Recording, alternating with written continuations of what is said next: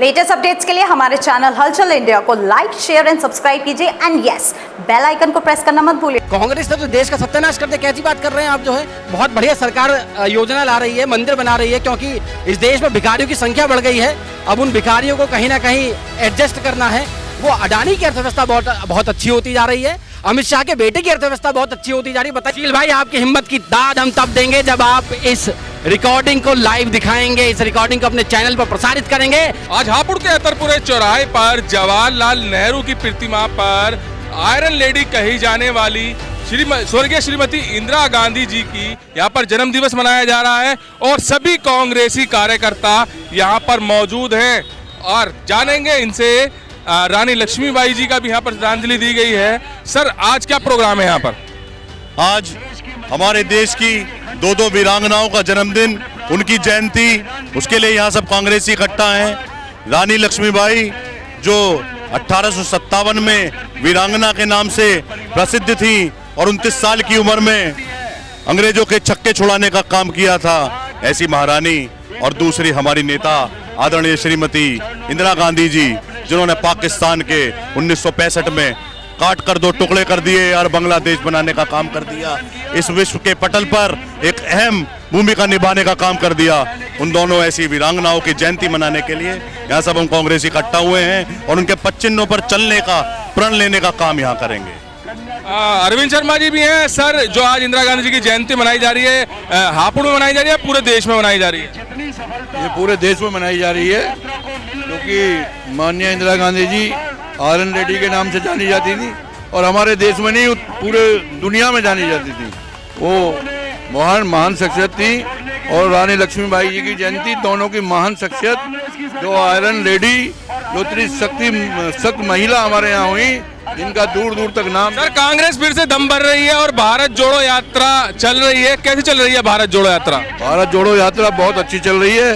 माननीय राहुल गांधी जी पैदल चलकर ये दिखा रहे हैं कि हिंदू मुस्लिम एकता या समाज उनका बहुत समर्थन दे रहा है। और आपको देखने को मिल रहा होगा कि एकजुट तो कांग्रेस एकजुट हो चुकी है और पूरे देश में इसका बहुत अच्छा गुजारा है। और देश और विदेश के लिए राहुल गांधी जी ने, जिस तरह इंदिरा गांधी जी ने लड़ाई लड़ी थी, उसी तरह राहुल गांधी जी इस देश को की अखंडता को बचाने के लिए लड़ाई लड़ रहे हैं और पद यात्रा कर रहे हैं। क्या लग रहा है भारत जोड़ो यात्रा के चलते कुछ कांग्रेस को फायदा होने वाला है? भारत जोड़ो यात्रा हमारे नेता आदरणीय राहुल गांधी जी कर रहे हैं और मैं आप लोगों को बता देना चाहता हूं कि गांधी परिवार के ये ऐसे दो नेता, आदरणीय राहुल गांधी जी और आदरणीय प्रियंका गांधी जी, जो इस ईडी से भी नहीं डरे, देश की किसी भी हालात से नहीं डरे, लगातार सड़कों पर संघर्ष कर रहे हैं। कन्याकुमारी से कश्मीर तक का प्रण आदरणीय राहुल गांधी जी कर रहे हैं और लगातार उन्हें जनता का समर्थन मिल रहा है। उत्तर प्रदेश में नहीं, समूचे भारत में कांग्रेस का परचम एक बार फिर लहराएगा आदरणीय राहुल गांधी जी के नेतृत्व में। अंकित शर्मा जी भी है, यहाँ पर जाएंगे। अंकित शर्मा जी, आप कह रहे हैं कि कच्छाधारी आरएसएस वाले देश को लूट रहे हैं और वहीं पर सरकार कह रही है 70 साल कांग्रेस ने देश को लूटा, क्या फर्क है? सुशील भाई, इस पर इतनी घटिया सोच पर अगर मैं टिप्पणी भी दूं तो मेरी जीवा के लिए ये गिर जाने की बात होगी। जिन्हें इस देश की तरक्की दिखाई नहीं देती, जिन्हें एम्स दिखाई नहीं देते, जिन्हें आईएम्स दिखाई नहीं देते। तरक्की तो अब हो रही है, बोल रहे हैं। तरक्की अब हो रही है, तरक्की हो रही है, बिल्कुल आपने सही कहा, बहुत तरक्की हो रही है। जो लोग नौकरी पेशा वाले थे उनके हाथों में कटोरा आ गया है, इससे बड़ी तरक्की और क्या होगी। जो लोग नौकरी करते थे हजारों लाखों की, वो आज दर की ठोकरें खा रहे हैं, इससे बड़ी तरक्की और क्या होगी। तो वास्तव में और बहुत बढ़िया सरकार योजना ला रही है, मंदिर बना रही है, क्योंकि इस देश में भिखारियों की संख्या बढ़ गई है। अब उन भिखारियों को कहीं ना कहीं एडजस्ट करना है, तो मंदिर बनाए जा रहे हैं जिससे वहाँ भिखारी अपना। बेरोजगारी कांग्रेस के समय में भी होती थी? अजी नहीं, कहाँ होती थी। कांग्रेस ने तो देश का सत्यानाश करते कैसी बात कर रहे हैं आप। जो है कांग्रेस ने इस देश के लोगों को रोजगार दिया, मनरेगा जैसी योजना लाई जिसकी तारीफ आज वर्ल्ड बैंक करता है, IMF करता है। और उस मनरेगा को ये कहते थे कि इसे जो है ये तो कब्र है, इसने देश की अर्थव्यवस्था को डुबो दी। अब हो रहा है काम, कहाँ आपकी चक्कर में पड़ रहे हैं। जो काम हो रहा है मोदी जी कर रहे हैं, नोटबंदी। अर्थव्यवस्था तो इस वक्त हिंदुस्तान की सबसे अच्छी बताई जा रही है। बहुत अच्छी अर्थव्यवस्था है हिंदुस्तान की। आंकड़े बताइए मुझे किस तरह से हिंदुस्तान की अर्थव्यवस्था बहुत बड़ी है। इस देश की अर्थव्यवस्था में केवल योगदान जो बढ़ रहा है वो अडानी की अर्थव्यवस्था बहुत अच्छी होती जा रही है, अमित शाह के बेटे की अर्थव्यवस्था बहुत अच्छी होती जा रही है। बताइए कितनी बढ़िया स्कीम लेके आए, 50,000 रुपए 8 महीने में 16 करोड़ हो जाते हैं। मैं तो इतनी बढ़िया स्कीम अगर देश के हर कार्यकर्ता को, देश के हर नागरिक को मिल जाए तो उससे बढ़िया क्या होगा। इस देश के लोगों को, इस देश का प्रधानमंत्री 4 साल का रोजगार देने की बात करता है और अपने बेटे को जो है बीसीसीआई का सचिव बना देता है आजीवन के लिए, उसे आईसीसी का अब कोषाध्यक्ष बना देता है जीवन भर के लिए। कितना बढ़िया रोजगार है देश का युवा 4 साल के लिए, और जैसा अमित शाह का लौंडा जो है पूरी जिंदगी भर के लिए। वाह, कि आप 4 साल की बात कर रहे हैं। 4 साल का जो अग्निवीर योजना थी उसका विरोध भी हुआ था, मगर जो लोग विरोध कर रहे थे अब उनको ही देखा जा रहा है कि अग्निवीर में भर्ती होने के लिए लाखों की भीड़ जा रही है। भैया मरता क्या ना करता, मरता क्या ना करता, जिस आदमी के हाथ में रोटी नहीं है वो कुछ तो कुछ करेगा ही ना। और यकीन मानिएगा, आज आप पत्रकार के तौर पर माइक लेके सवाल कर रहे हैं, आपकी भी 4 साल की योजना आने वाली है। 4 साल बाद आदमी सवाल करने लायक नहीं रहेंगे। इससे बढ़िया है कि आज यहाँ पर शामिल हो जाइए, हमारे साथ इस सरकार के खिलाफ अपनी आवाज बुलंद। चौथा स्तंभ कहा जाता है पत्रकारिता को, मीडिया को, और सच्चाई की आवाज कभी नहीं दबती, ये आप भी जानते हैं। सुशील भैया, चौथा स्तंभ अब केवल देखने का रह गया, 3 स्तंभ भी हैं, और यकीन मानिएगा अब कुछ कोई स्तंभ नहीं रहने वाला, सारे स्तंभ गायब हो जाएंगे।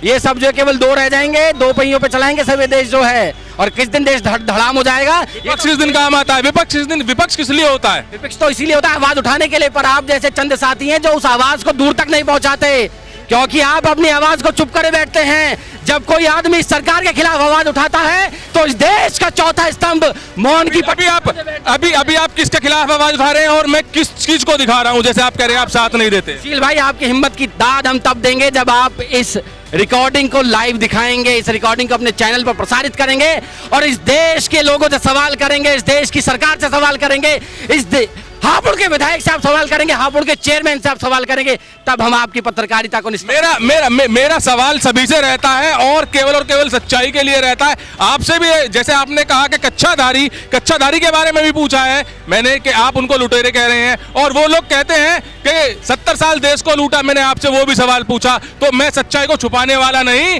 जो कहूंगा सच कहूंगा, सच के सिवा कुछ नहीं कहूंगा। मेरा ये एम रहता है। सच कहिए और सच को दिखाइए भी। उन कच्चाधारियों और हम में जो फर्क है चंद पंक्तियों में आपके साथ साझा कर देता हूं कि दोनों पक्ष आए हैं पूरी तैयारियों के साथ, दोनों पक्ष आए हैं पूरी तैयारियों के साथ, और हम गर्दनों के साथ हैं और वो है आरियों के साथ। और बोया इन लोगों ने कुछ भी नहीं, बोया इन लोगों ने कुछ भी नहीं, फसल मांगते हैं लोग। क्या मजाक चल रहा है इस देश की क्यारियों के साथ? इन लोगों का कोई योगदान नहीं इस देश की स्वाधीनता में, इन लोगों का कोई योगदान नहीं इस देश के विकास में। कांग्रेस की बात की जाए, कांग्रेस ने 70 साल राज भी किया है, सरकार चलाई है 70 साल, और अभी की बात की जाए तो पिछले 2 बार से लगातार जो जनता है मौजूदा सरकार को पसंद कर रही है, पूर्ण बहुमत से लेके आ रही है। फिर कांग्रेस क्यों नहीं आगे आ पा रही है अगर कांग्रेस ने काम किया है तो? सुशील भैया, झूठ की कालाबाजारी, झूठ का चश्मा इन्होंने इस कदर लोगों को दिमाग पर चढ़ा दिया, उन्हें सच्चाई दिखाई नहीं दे रही। और आपको एक ऐतिहासिक तथ्य आपको बताता हूं, एक बहुत बड़े दार्शनिक हुए थे सुकरात, उन्हें उन्हीं के साथियों ने जहर पिला दिया था और पूरी राज्यसभा में मीटिंग हुई थी। 100 लोगों में से 90 लोगों ने कहा कि इसे मार दो सुकरात को, क्योंकि ये देश के विरुद्ध कहता है। कब की बातें हैं ये सुशील भाई? अब ये तो आपको थोड़ी जानकारी आपको भी पढ़ना नहीं, आपको बहुत पुरानी बात है, सुकरात की बता रहा हूँ मैं, ऐतिहासिक तथ्य इसे आप नकार नहीं सकते। मैं अभी की बात कर रहा हूँ सर, अभी की बात कर रहा हूँ। देखिए, इतिहास की ही नींव पर वर्तमान खड़ा होता है और भविष्य की तकदीर लिखी जाती है, तो ऐतिहासिक तथ्यों से आप मना नहीं कर सकते। क्या आप मान रहे हैं जनता इस वक्त मौजूदा सरकार को पसंद कर रही है? नहीं, मुझे कंप्लीट करने दीजिए कि सुकरात को 100 में से 90 लोगों ने जहर पिला दिया। 90 लोगों ने कहा कि इसे जहर पिला देना चाहिए, और ये बात रखी गई कि क्योंकि बहुमत सुकरात के खिलाफ था इसलिए उसे जहर पिला दिया गया। और बाद में उन्हीं 90 लोगों ने माफी मांगी कि उस दौरान में हमसे गलती हो गई। जो जनता पसंद कर रही है सरकार को, मौजूदा सरकार को, क्या वो गलत है? अब कुछ अच्छा ही हो रहा होगा जनता के साथ जो बार बार रिपीट हो रही है सरकार। देखिए, बार बार कुछ नहीं हो रहा है। आप साल भर बाद, 6 महीने भर बाद देखिएगा कि इस देश का प्रधानमंत्री तो पहले ही कह चुका है कि जब देश पर संकट आएगा मैं तो झोला उठाकर चल दूंगा।